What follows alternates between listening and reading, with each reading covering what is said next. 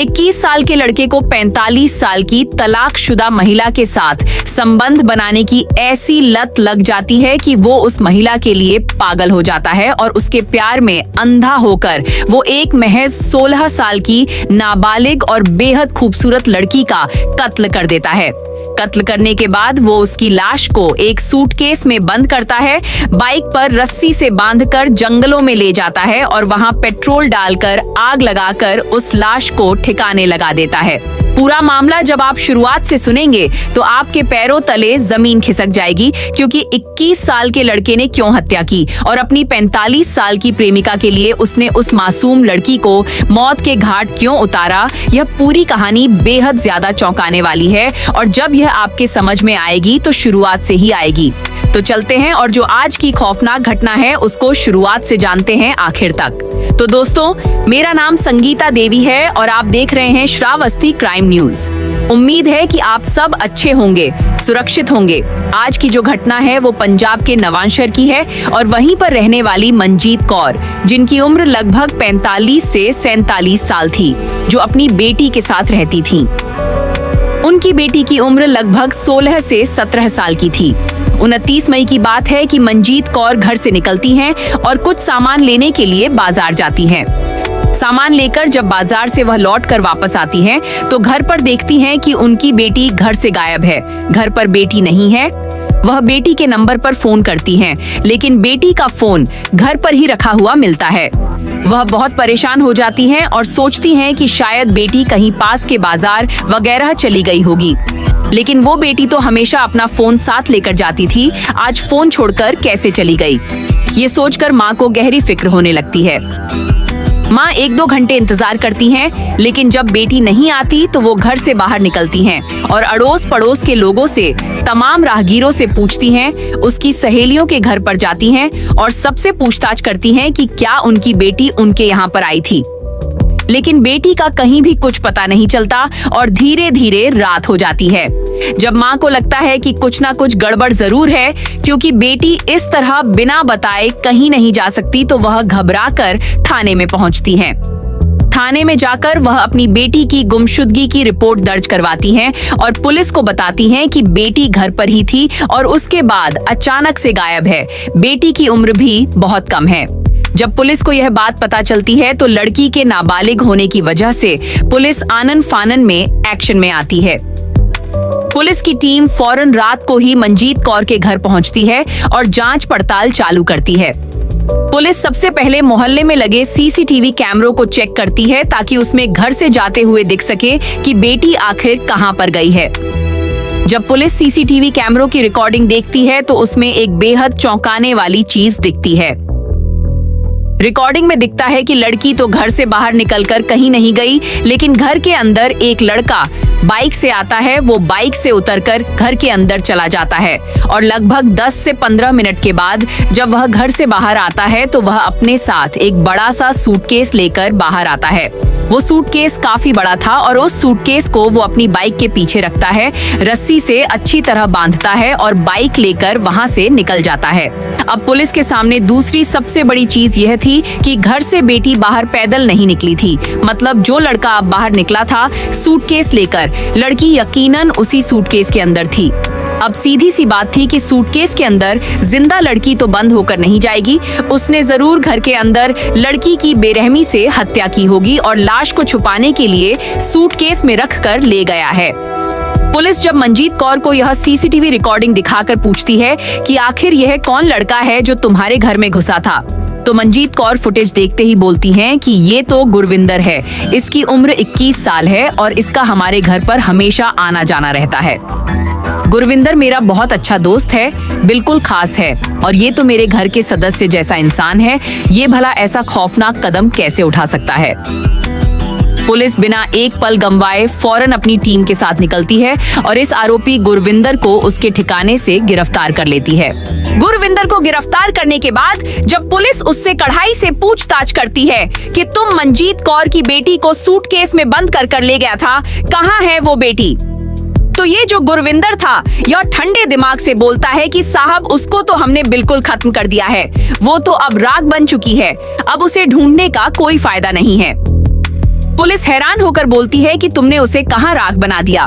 तो वो पूरी कहानी बताता है कि होशियारपुर का जो खुरालगढ़ गांव है, यानी वहां जो घने जंगल हैं, वहीं पर जंगलों में वो सूटकेस में बॉडी को लेकर गया था और वहां पेट्रोल छिड़ककर आग लगाकर लाश को पूरी तरह जला दिया और डेड बॉडी पूरी तरीके से नष्ट कर दी।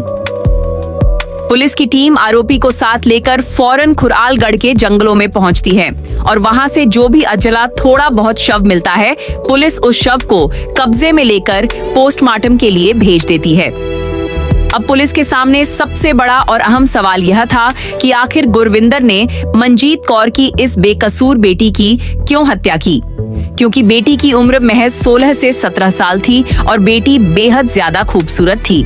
फिर उसकी हत्या क्यों की गई? पुलिस को शुरुआत में लगता है कि शायद यह लड़की के साथ ही एक तरफा प्रेम संबंध या विवाद का मामला होगा, लेकिन जब पुलिस इस मामले की गहराई से जांच पड़ताल करती है तो पुलिस अधिकारियों का भी मुंह खुला का खुला रह जाता है, क्योंकि जो 21 साल का गुरविंदर था, उसके प्रेम संबंध बेटी से नहीं बल्कि खुद मां मंजीत कौर से चल रहे थे। पूरी कहानी जब गुरविंदर पुलिस को बताता है तो वो कहता है कि करीब 2-3 साल पहले की बात है, जब मंजीत कौर से उसकी पहली मुलाकात होती है। मुलाकात होने के बाद जब उसे पता चलता है कि यह जो मंजीत कौर है यह तलाकशुदा है, क्योंकि मंजीत कौर का तलाक कई साल पहले हो चुका था और पति ने उन्हें छोड़ दिया था। उसके बाद से ही मंजीत कौर अपनी बेटी के साथ इस घर में रहती थी और अपना थोड़ा बहुत कामकाज करती थी। उनके पास पैसे की कोई कमी नहीं थी, क्योंकि उनके घर और दुकानें किराए वगैरह पर उठी हुई थीं, जिससे अच्छी आमदनी होती थी तो जिंदगी ठीक ठाक चल रही थी। लेकिन इसी बीच गुरविंदर से मंजीत की मुलाकात होती है और धीरे धीरे दोनों की दोस्ती प्यार में बदल जाती है। फिर उसके बाद गुरविंदर बताता है कि दोस्ती होने के बाद उसका मंजीत कौर के घर पर बेरोकटोक आना जाना शुरू हो जाता है। दोनों के बीच अवैध संबंध चल रहे थे और वह अक्सर मंजीत कौर के साथ वक्त बिताता था। सब कुछ एकदम बढ़िया चल रहा था, लेकिन जो ये मंजीत कौर की 16 साल की बेटी थी, इसको कुछ समय बाद हम दोनों के इस गुप्त रिश्ते के बारे में सब कुछ पता चल जाता है। अब जाहिर सी बात है कि घर में जब सारी चीजें होंगी तो समझदार बेटी को क्यों नहीं पता चलेगा। बेटी काफी समझदार थी, इसलिए उसने इस गलत रिश्ते का कड़ा विरोध करना शुरू कर दिया। वो अपनी माँ से साफ शब्दों में बोलती है कि इस गुरविंदर को आज के बाद घर पे मत आने दिया करो, ये मुझे बिल्कुल भी पसंद नहीं है और तुम अपने ये सारे अवैध संबंध तुरंत खत्म कर दो। वहीं दूसरी तरफ जो ये मंजीत कौर थी, वो अपनी बेटी को काफी टाइम से समझाती हुई आ रही थी कि बेटी देख, यह सारी जिद छोड़ दे, वो जो गुरविंदर आता है उससे मुझे खुशी मिलती है, अच्छा लगता है, वह हमारे खाने पीने के लिए चीजें लाता है और वह तुझे भी पसंद करता है।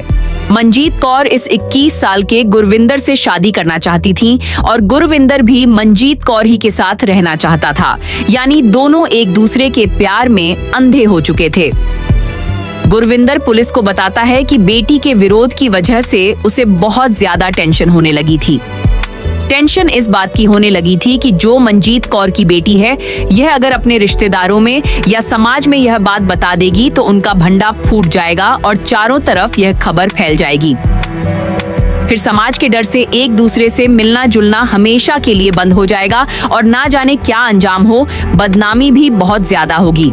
इसी गहरी टेंशन में आकर उसने एक खौफनाक रास्ता चुना।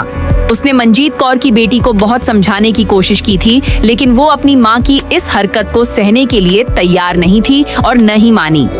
फिर 29 मई की बात है, जब यह दोपहर में मंजीत कौर को फोन करता है तो मंजीत बताती हैं कि वो तो इस वक्त मार्केट आई हुई हैं और घर पर कोई नहीं है, सिर्फ बेटी अकेली है।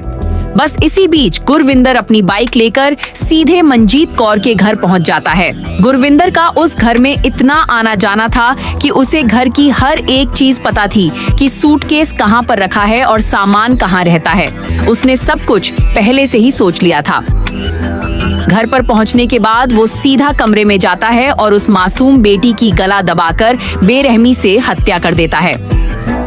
हत्या करने के बाद जब लाश वहीं जमीन पर पड़ी होती है तो वो कमरे से एक बड़ा सूटकेस निकालता है, जो सूटकेस उसने पहले से देख रखा था। उस सूटकेस के अंदर रखे हुए सारे कपड़ों और सामान को निकालकर वो बेड के अंदर भर देता है और फिर उस खाली सूटकेस में डेड बॉडी के हाथ पैर तोड़कर उसे जैसे तैसे सेट कर लेता है। वह अपने साथ पहले से ही एक मजबूत रस्सी लेकर आया था। फिर वह सूटकेस को कमरे से बाहर खींचकर ले जाता है, बाइक पर रखता है, रस्सी से कसकर बांधता है और सीधे होशियारपुर के जंगलों की तरफ निकल जाता है। पेट्रोल का इंतजाम उसने पहले ही कर लिया था क्योंकि उसकी बाइक की टंकी फुल थी। उसने वहीं बाइक से बोतल में पेट्रोल निकाला और सूटकेस सहित पूरी बॉडी को जलाकर राख कर दिया और वापस चुपचाप अपने घर आ गया। उसे इस बात का सुकून था कि उसके और मंजीत के प्यार के बीच में जो रोड़ा बन रही थी बेटी, उसने उसे हमेशा के लिए रास्ते से हटा दिया है और अब वह बड़े सुकून के साथ मंजीत कौर के साथ रहेगा और उसकी संपत्ति पर राज करेगा। लेकिन उसे यह नहीं पता था कि कानून के हाथ बहुत लंबे होते हैं। पुलिस ने चारों तरफ लगे सीसीटीवी कैमरों की मदद से उसका सुराग लगाया, उसे धर दबोचा और उठाकर जेल की सलाखों के पीछे भेज दिया।